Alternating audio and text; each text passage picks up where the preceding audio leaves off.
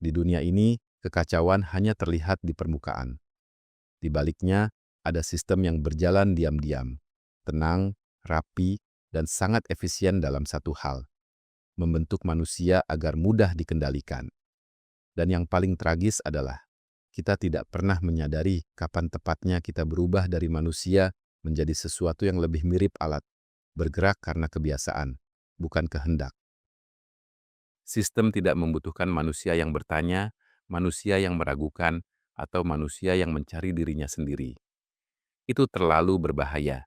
Yang dibutuhkan adalah mereka yang mengikuti tanpa bertanya, bekerja tanpa mengeluh, dan percaya bahwa hidup mereka sudah seharusnya begitu. Keinginan pribadi, nilai diri, kebebasan batin, itu semua dianggap gangguan yang harus dipadamkan sejak kecil.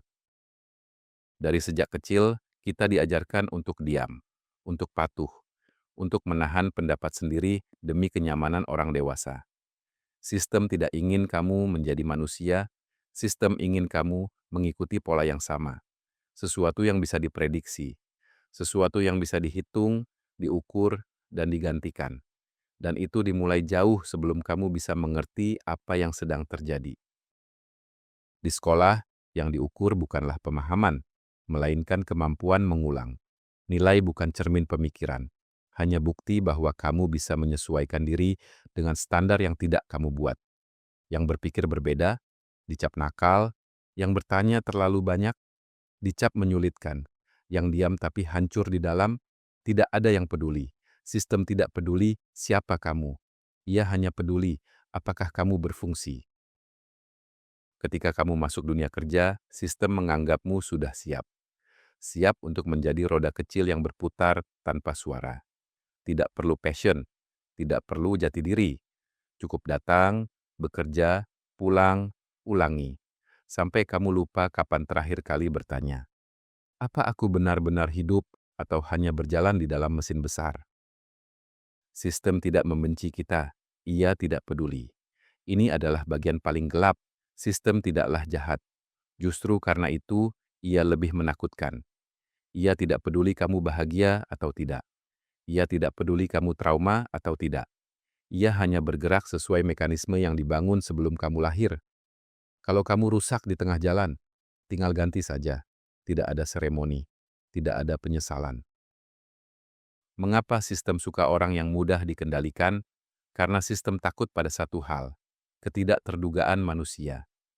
Orang yang terlalu sadar, sulit diarahkan, menaikkan standar, menolak ketidakadilan, dan bisa menghancurkan kenyamanan struktur lama.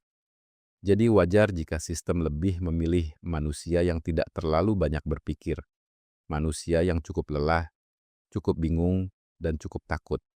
Mereka paling mudah dikendalikan. Yang membuat semuanya tragis adalah kita jarang sadar sedang hilang, hidup terasa sibuk, padat, penuh kewajiban. Tapi di balik semua itu, ada kekosongan besar yang tidak pernah kita ucapkan. Kita bahkan tidak tahu siapa diri kita tanpa sistem yang memerintah. Dan ketika seseorang mulai sadar, biasanya sudah terlambat. Luka sudah terlalu dalam, dan kebanyakan orang memilih kembali ke rutinitas. Karena itu lebih aman daripada menghadapi sunyi di dalam diri. Apakah ada harapan? Jawabannya tidak sederhana. Sistem terlalu besar, terlalu tua, terlalu melekat pada hidup manusia. Yang bisa kita lakukan bukan membongkarnya, hanya memahami bahwa kita hidup di dalamnya. Kesadaran tidak selalu membawa kebebasan, tapi setidaknya itu menyelamatkan satu hal yang paling sering hilang. Kemampuan untuk melihat diri sendiri apa adanya, meski dunia terus memaksa kita menjadi sesuatu yang lain. Pada akhirnya, mungkin kita tidak bisa keluar dari sistem, namun kita bisa berhenti menjadi bagian yang berjalan tanpa suara. Dan meski kita kecil, kesadaran adalah bentuk pemberontakan paling sunyi dan paling manusiawi yang masih kita miliki.